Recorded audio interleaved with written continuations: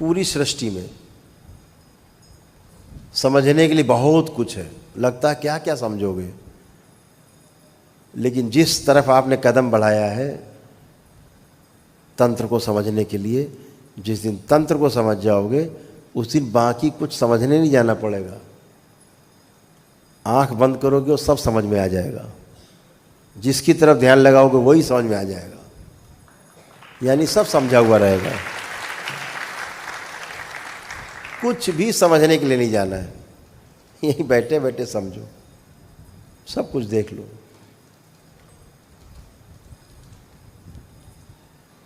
ये दरबार में बच्चे आपकी सेवा दिन भर करते हैं, दिन भर आप जो पूछते हो, आप जब आप लोग आते थे परेशान हालत में, उल्टा सीधा ही बोल देते थे इन सबको, ये सुन लेते थे। पहले नहीं सुनते थे, आपकी तरह लड़ जाते थे पहले ये भी। अब कोई कुछ बोलता सुनते हैं, दिन भर में कोई इनको 10-20 लोग बोल देते हैं उल्टा सीधा, हंस के चले आते हैं। इनको पता है ऐसे हम भी थे।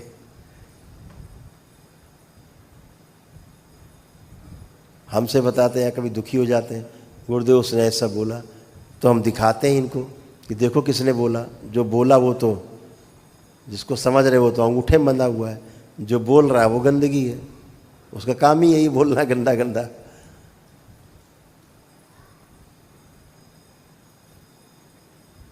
तो जो जिस जगह आपने पहला कदम रखा है, जो पहली बार तंत्र दीक्षा में दीक्षित हुए हैं वो लोग भी, जो आगे बढ़ रहे हैं दूसरे तीसरे लेवल के लोग, वो लोग भी। ये बच्चे जब आंखें बंद करते हैं ना, सीधे ब्रह्मांड की यात्रा करते हैं, सीधे आंख बंद विचरण करते हैं।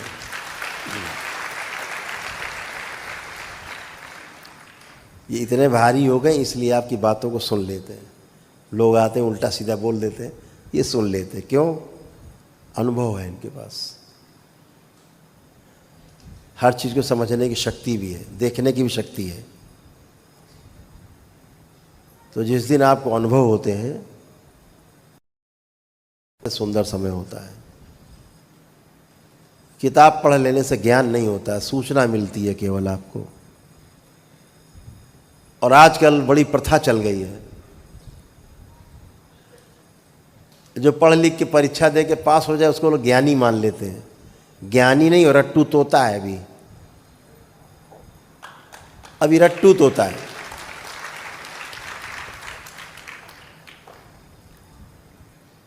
अभी तोता रट्टा मार रहा है। अभी उस तोते को जो रट्टा मार रहा है पिंजरे से निकाल दो, बाहर उड़ेगा तो कौवे मार के खा जाएंगे। उसको बचने का उपाय नहीं पता, अनुभव नहीं है। पिंजरे के अंदर टू टू टू टू टू टू टू टू करता रहेगा। जो बोलोगे वो अपनी आवाज़ें बोलेगा। खूब सिखाओ। रट्टा मार होना और अनुभव होना, सूचना एकत्रित करना मस्तिष्क में और अनुभव बने रहना आपकी आत्मा में, दोनों में फर्क। एक विषय है बुद्धि का, चित्त का, और दूसरा विषय जो है ज्ञान का, वो आत्मा का विषय है। दोनों विषय अलग अलग हैं। जो सूचना का विषय है, इन्फॉर्मेशन जो है, वो आपकी बुद्धि और चित्त में रहती है। बुद्धि विश्लेषण करती है, चित्त में बनी रहती है। आपके विचार, आपके जो इच्छा है वो सब चित्त में है। इच्छाएं, चित्रण होता है, चिंतन होता है, क्रियाएं हैं, वो सब आपके चित्त में है।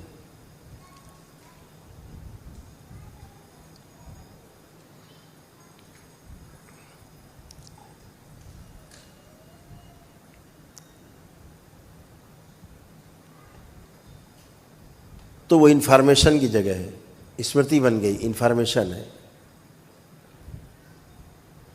और जो अनुभव है वो अलग ही विषय है, वो आत्मा का विषय है। अनुभव हमेशा जहाँ होगा आत्मा में होगा, प्रमाणित हो जाएगा। लेकिन जो सूचना है वो सिर्फ सूचना है। आपके पास बहुत सूचना है कि दाल कैसे बनेगी, सब्जी कैसे बनेगी, लेकिन आप देखो रोज बनाओ एक ही सब्जी का, उस सब्जी का स्वाद बदल जाएगा रोज कुछ ना कुछ। जबकि सूचना आपके पास है। कितना नमक डालें, कितना मसाला डालें, कितना पानी डालें, कितनी सब्जी डालें, लेकिन रोज़ कुछ ना कुछ उसका स्वाद बदल जाता है। क्यों? सूचना का विषय है, सूचना है। चुटकी से डाल दिया, अंदाजा चलता है। आप नमकीन वगैरह खाओ बाहर की, देखो एक ही टेस्ट मिलेगा आपको, बदलेगा नहीं। क्यों नहीं बदलता? उसके बाद सूचना अलग है, उस सूचना का इस्तेमाल करता है।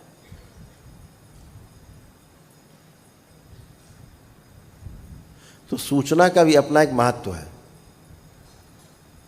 जब सूचना आपके पास होगी तभी आप अनुभव की तरफ जाएंगे।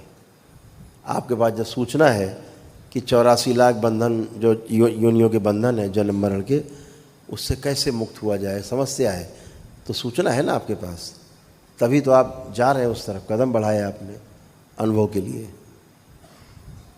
तो सारा कुछ आपके पास, एक शक्ति आपके हाथ में आने जा रही है। तो हमेशा ध्यान रखो, जो शक्ति आपके पास आ रही है, जो शक्ति आप एकत्रित कर रहे हो, जो शक्ति आपके पास सदा रहेगी, उसका सदुपयोग करना है और भोग से, बुरे भोग से बचना है। ये भाव हमेशा रखो। दूसरा हमने बता दिया, किसी को सुधारने के लिए दंडित करना है, उसका भोग नहीं बनता, वो ठीक है।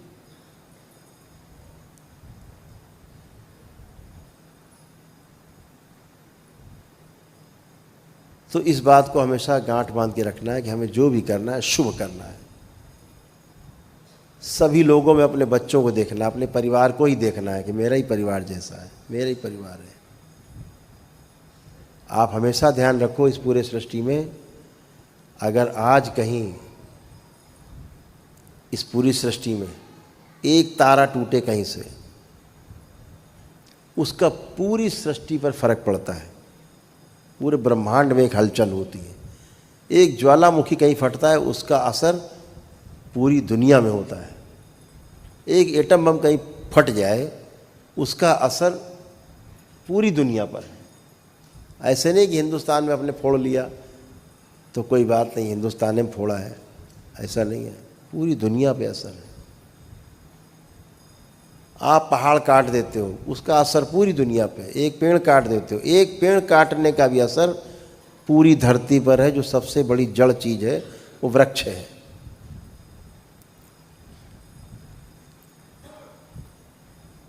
पूरी धरती पर तमाम मेटल है, तमाम वस्तुएं हैं जमीन के नीचे हैं, आप उनको बाहर निकालते हो, पूरी पृथ्वी पर उसका फर्क पड़ता है। लेकिन हम माने बैठे कि हम तो यहाँ पे खोद रहे हैं, इधर का उधर करे दे रहे हैं, किसी से क्या फर्क पड़ता है? सब पर पड़ता है।